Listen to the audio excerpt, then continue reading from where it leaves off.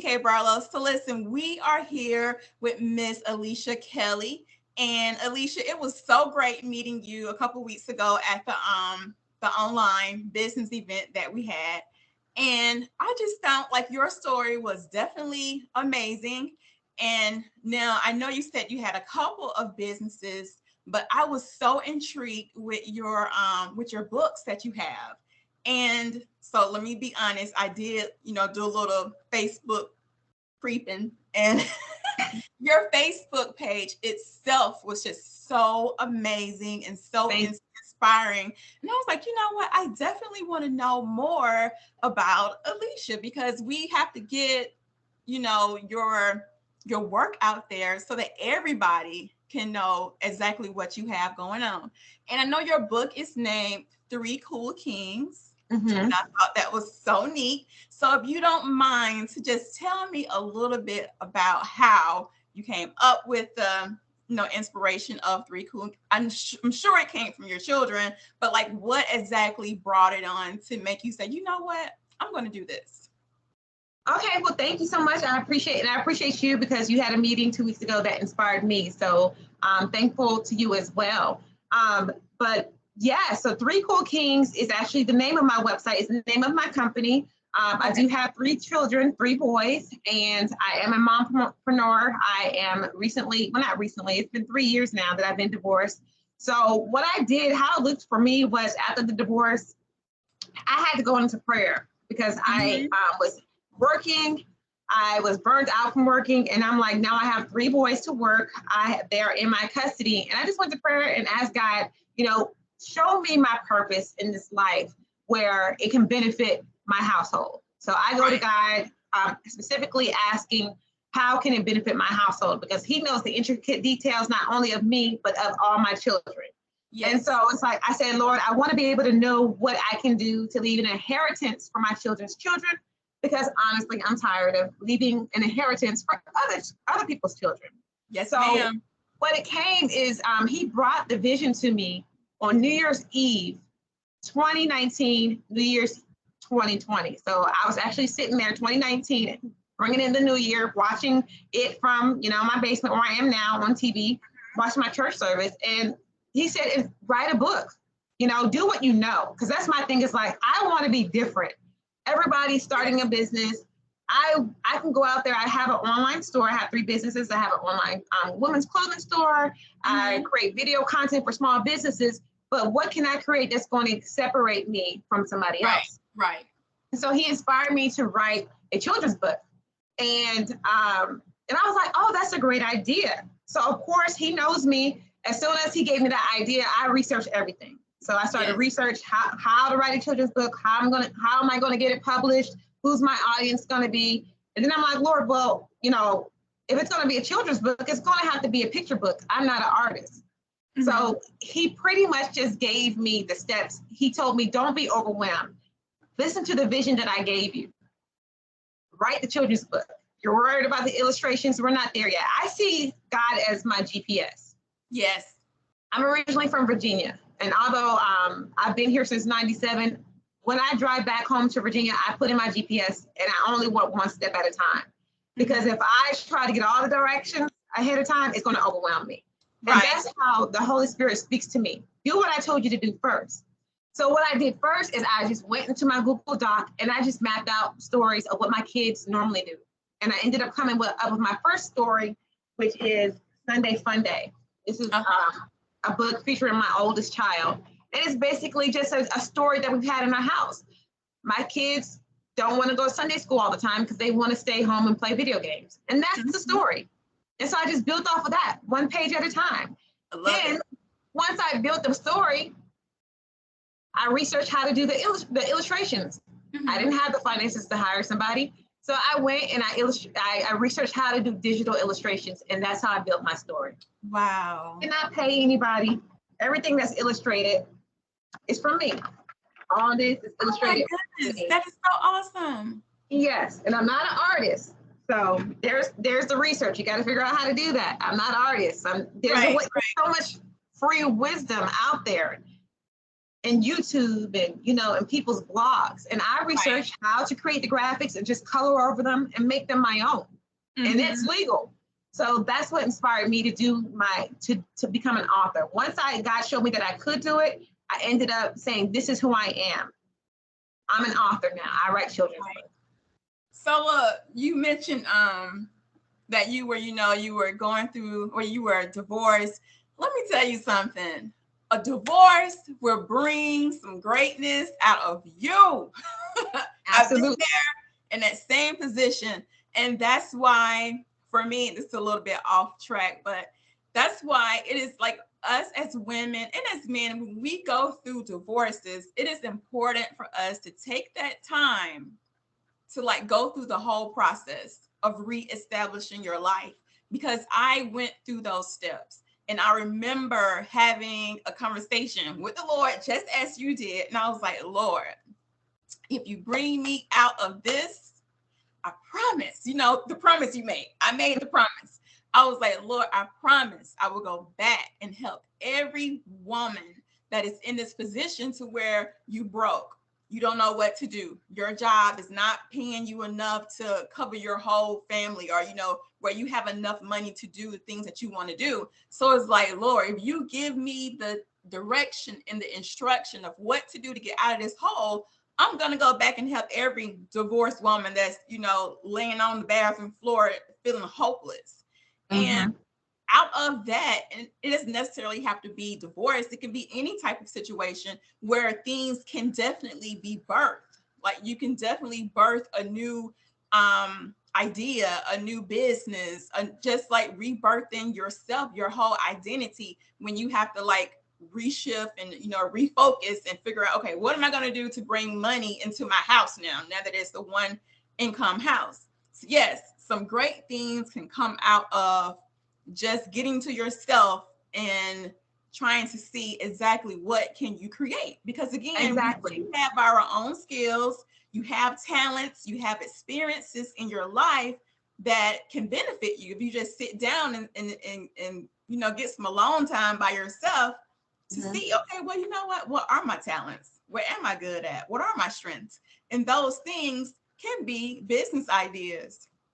To where exactly. And you have to acknowledge that. Some people don't want to acknowledge the fact that they need help, that they, we know some things about ourselves, but sometimes it could be your mother, or it could be a friend that will bring out those qualities about yourself that you don't even realize.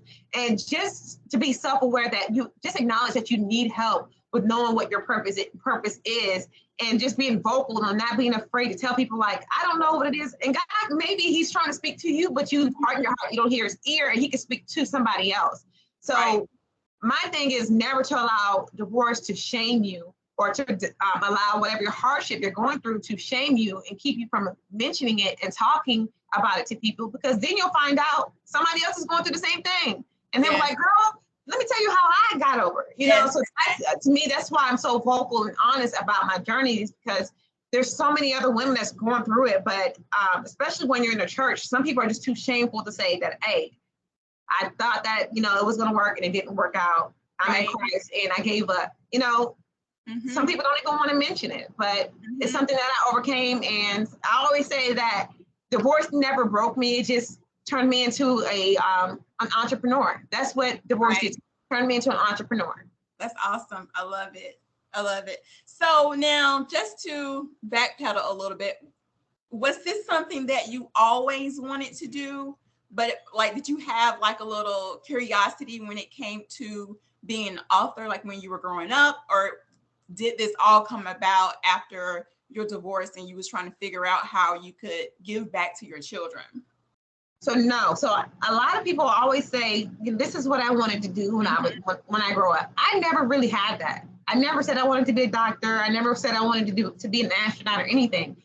All I knew is that I wanted to be a mom, because that's what my sister was a Barbie doll person. I was a baby doll person. I took care of my baby dolls like they were real people. Yes. So my passion was baby dolls. I'm like, one day I can't wait till this baby's actually real. And so that was birthed into me at a young age. And I didn't know until that New Year's Eve.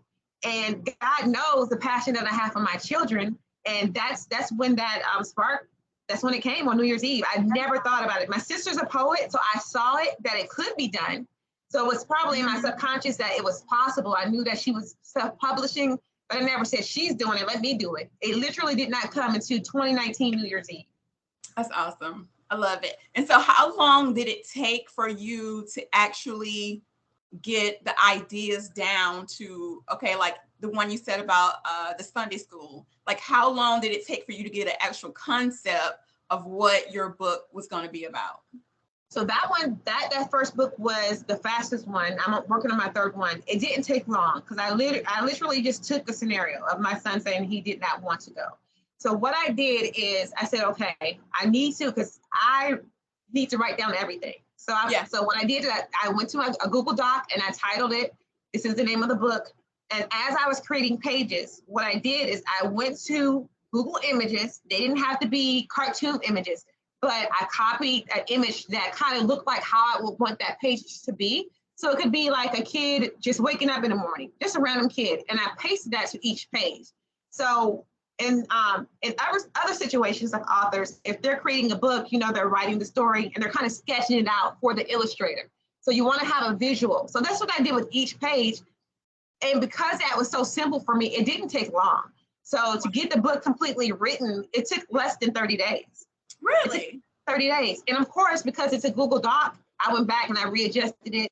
Or, you know, when I was at my mom's house on my phone, I went and I Google searched another. So that's why those having it digital is very important, because it's convenient. But it took me only 30 days because every time I had an idea, I just made the adjustment. Wow. And then the fun part came in when I started Google searching how to do the illustrations. And there were videos showing that, hey, take an image. So right now what I use is an app called Voila. Mm-hmm. It's a cartoon app. You take a picture of your face, and I have a degree in television production, so I am specialized in Photoshop. So this may not work for everybody, but I take a Photoshop of my children's faces, and then I go into Photoshop and I add like afro hair and dimples and exchange expressions. But, you know, you don't have to be, that's the thing about being an artist. It doesn't have to be a perfect type of, you know, the face and the painting and the shadows. Yeah. You can do stick figures. You can do a book with cats. You can do, your kids can be just, you know, a sketch. And as long as you're selling the story, kids don't really care about perfection. They just care about the story being interesting. So because I didn't have to hire an illustrator, and I was resourceful in finding out how to illustrate my books, that's why it was easy. Because if you hire an illustrator, they're going to cost you like $200 a page. You have to go back and forth. Yeah, because that's their art. You have to go back and forth, and they have to ask if this is okay, if that's okay. If you can try to do it 100% on your own and just do the research, I promise you, you'll get your product quicker than trying to outsource the work. Wow. Now, how did your children feel when you were, like, did you tell them, did you say, hey, I have an idea and this is what I'm going to do? Like, what were their responses?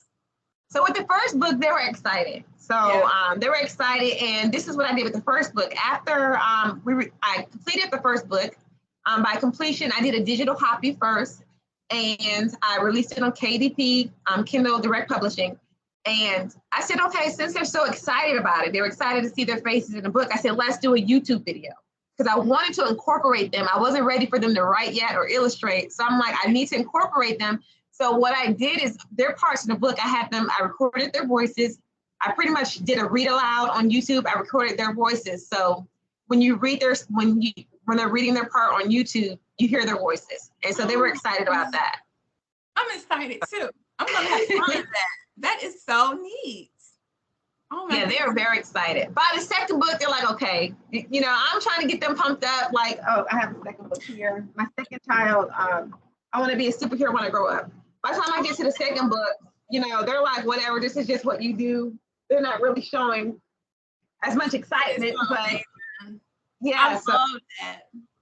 So throughout your whole process of creating your stories with your children, like what would you say is the most proudest moment? Was it when you finally got the heart back in your hands, or your first sale? Like, what was the most proudest moment? The proudest for me was being able to complete the book and call myself an author, putting my name on the book written by Aleisha Kelly. That was the proudest moment. after that, it's like, okay, now once you complete the book, it's like, okay, we got to get sales. So I just went into business mode after that. But for me, it was just being able to say that I'm an author, publish my book on Amazon, and see, you know, this book is written by Aleisha Kelly, and I have a product that's accessible to all of the world. So that's my product. That's my proudest. My proudest moment is being able to say that I'm an author.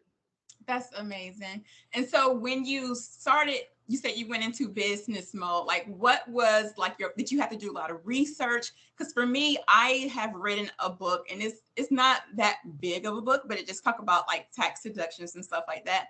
But for me, it was like, oh my God, because it's a whole nother world when you go into like, okay, how to market your book, how to get sales. So did you have to do a lot of research about that? Or did you do like a lunch party with it? Like, how did you start out like selling your book?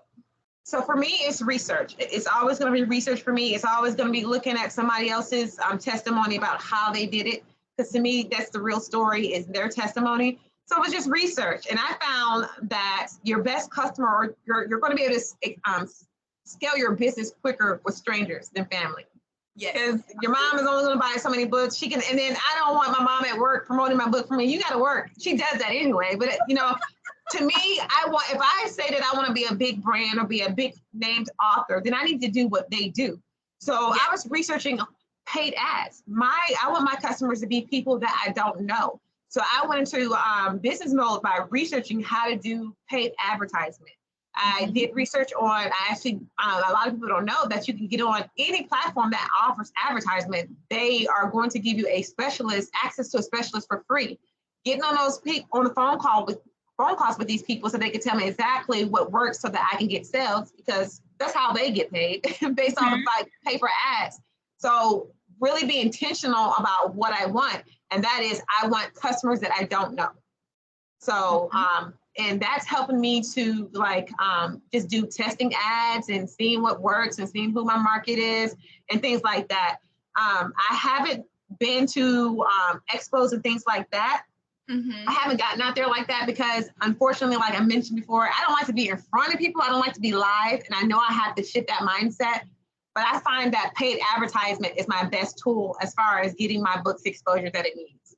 I posted on Instagram, I posted on Facebook without paying for it, and it just doesn't resonate. It doesn't really do much for my business. It doesn't reach as many people as I would like to. Okay. Yeah, so I would suggest to people to have a budget. You have to incorporate a budget for your advertisement if you want to scale and grow your brand or your book. That was my next question. If you like got out there, if you went to like festivals or like vendor shows, because like I've been to a couple of those and I've seen like people selling their books as well. And I was like, you know what? Yeah, you need to get my friend Aleisha Kelly out there with her books. Yeah, so the only thing that kept me from going is I want to offer more products than just my books. I guess it could be me just thinking small. I'm like, I only have 2 books right now. I have a heat press in my garage as well where I make shirts, but it's like, am I really going to be able to print a lot of shirts if I get a big order? So I'm kind of really just thinking if I want to release that option or not.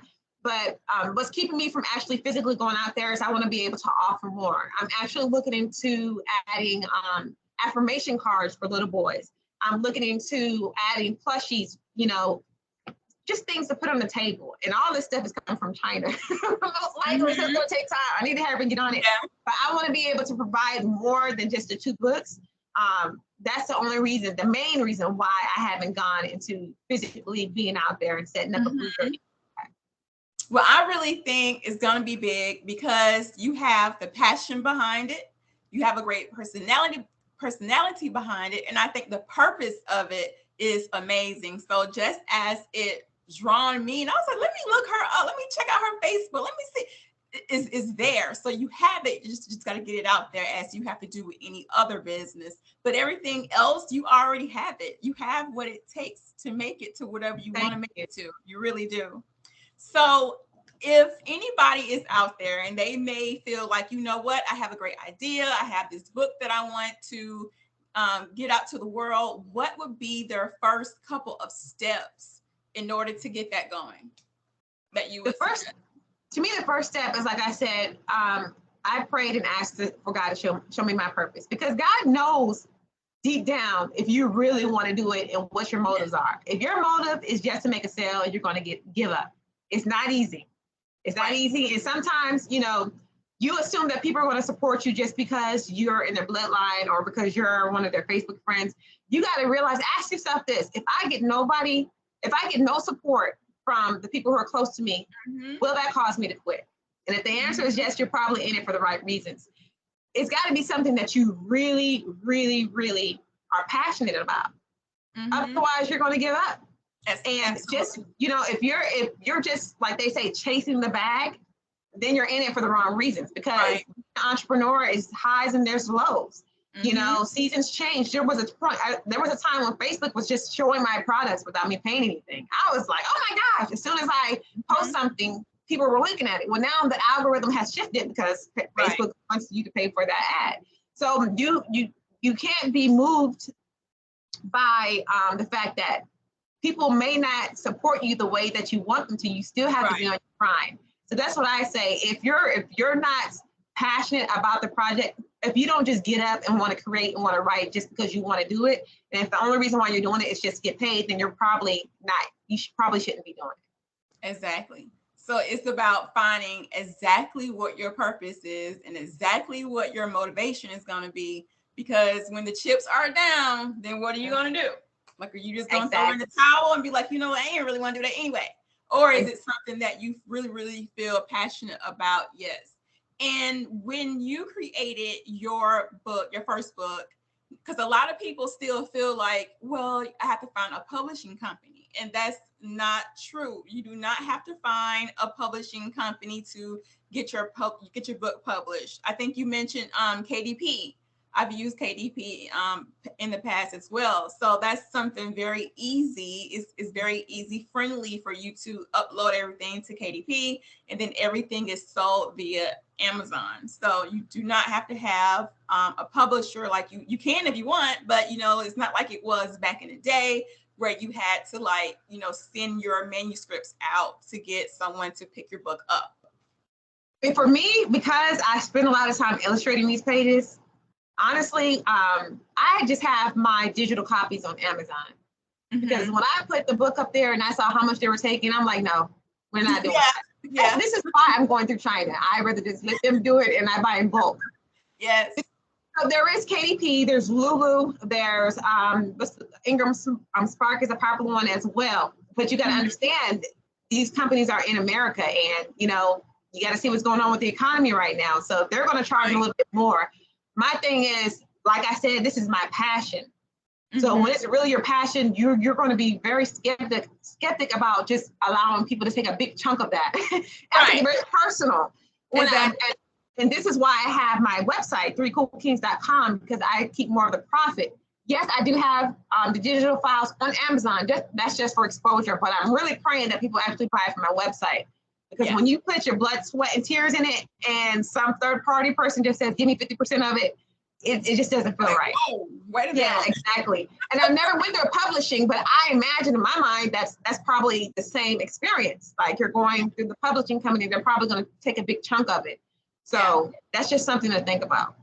I believe it is too. Yes, definitely. So do you want to give us your, you know, something that someone can contact you if they want more information? Maybe the website if they're interested in purchasing your books. Yeah, so I think the easiest one is 3coolkings.com. So there you can send me an email from there. It's 3KOO, the number 3, KOOLKINGS.com. So I just changed the spelling of Kool, 3coolkings.com. Since we're talking about the book, I think it's easier just to send that, put that out there.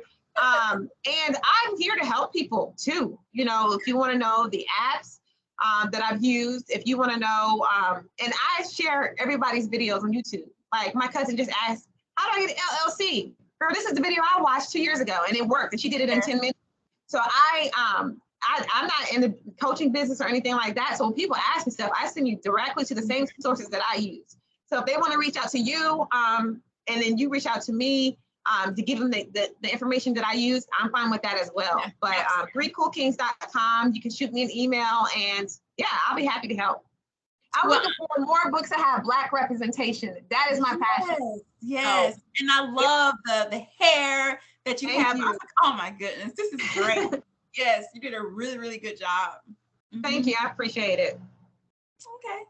All right. Well, that is gonna wrap us up, and I am so thankful to have you here with us to share your journey and to share your experiences. And I do appreciate you. I know that it takes a lot of strength for us as entrepreneurs, or just like someone that is wanting to be an entrepreneur. It takes a lot of strength and a lot of guts to say, okay, well, where is my step one? And for us to continue on this journey. So it's good for us to, look at other people and say, you know what, if she did it, then I know I can do it, right? So Absolutely. I'm very appreciative of you to come to share. So thank you so much. And we Thank you hope for to having have me you on again. Yes, thank you. Yes, ma'am. You're welcome.